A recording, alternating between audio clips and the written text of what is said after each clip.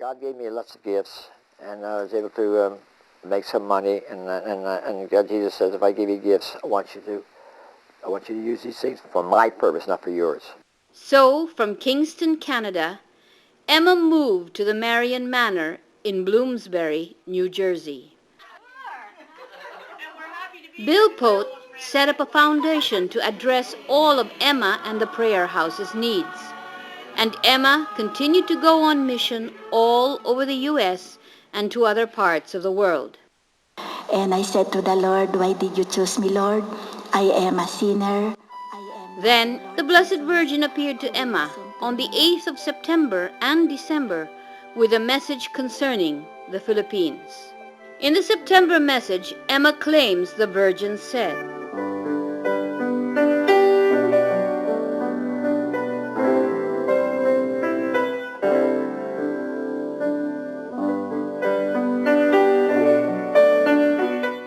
on December 8, the Blessed Mother made reference to the mountain of salvation.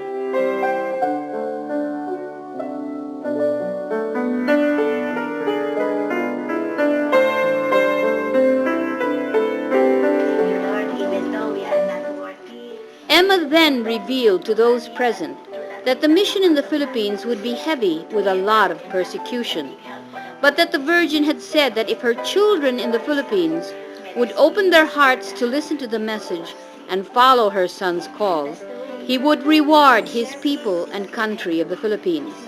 He will rebuild the destroyed.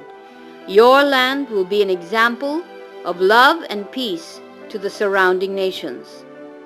So Emma again went back to her homeland, this time on a special mission to look for the mountain of salvation that she had seen in her dream. The priest is the one guiding her. And then we passed by Don Bosco, and then it suddenly occurred to me that I had a place here in Don Bosco. And then when we were near, she said she felt something in her heart, and then she turned to me and she said, Jerry, this is the place that the blessed I have seen in the dream. So in December 2004, Emma returned with some 200 members of the La Pieta prayer groups and had her first public encounter with the Virgin. She has returned every year since then, and as word spread, more and more devotees would convene on the 8th of September and December on the Mountain of Salvation to be a part of this spiritual event. Because God showed me the mountain that I have to do the mission and all the people that I saw. And then one by one, I met all these people. And wherever I go, I see these people. I have seen you already. She believes that there will be more than one mountain in the Philippines that will be of spiritual significance to her people. Jesus said to me, you will go to the mountains. So I think the meaning, Luzon, Visayas, Mindanao, there will be a mountain of salvation in that place. He has the design. He has the plan. I don't know the plan of God. The Philippines will be the center of spirituality for the whole world. And that this has been the plan of God since the beginning of time. It has been the will of the Father. I think you almost expect a message like that, because the Philippines is known even among Marian groups in conferences. When I go to conferences abroad, when they know I'm from the Philippines, and they always say, oh, that's where the triumph of the Immaculate Heart will start. And I think you know that we have a Filipino expression that says, bahala na. And I'm told that that is a shortcut of bathala na, or God will provide, or in God we trust. So when you say why the Blessed Mother has these messages for the Philippines, we almost expect that it has to be. But I just feel that I have to do what He wants me to do. And before I do it, I pray, let it be your will. Emma herself, I believe that she, in her simplicity, she is really a good instrument of God. And an instrument is always, the instrument is an instrument. And you can, after a while, you can discard the instrument. No? when the purpose is achieved. And what's the purpose of choosing this instrument?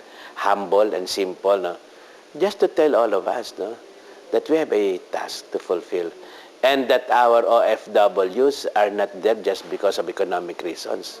They're everywhere because there is an evangelical reason. There is a spiritual reason. And you know, even the Jews, no, after the time of Christ, they were dispersed all over the world. But they were being used by God to bring the Christianity to every point of the world. God chose the people in the Philippines, the little island, and the people in the Philippines who are poor, but they still smile.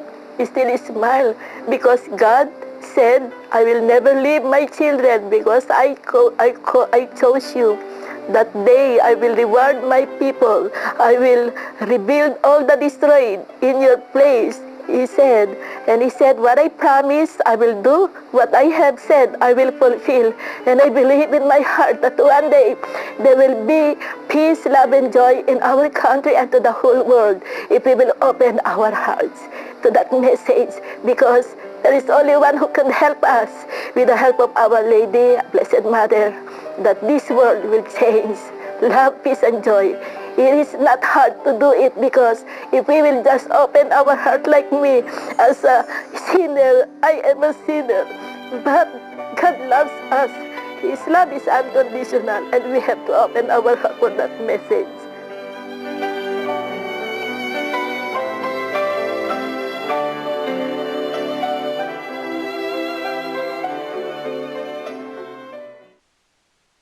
In spite of all the amazing signs and wonders that are a part of Emma's life, it soon becomes apparent that the conversions are brought about by her persona, open-hearted, humble, cheerful, and generous, of her time and of herself. Her unwavering belief in a God who is in charge is an integral part of who she is, and all this is what she brings to others.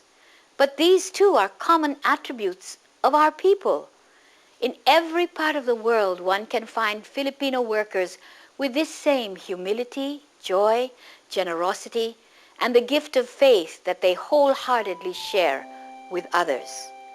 This is the face that most of the world sees, very much like the face of Emma.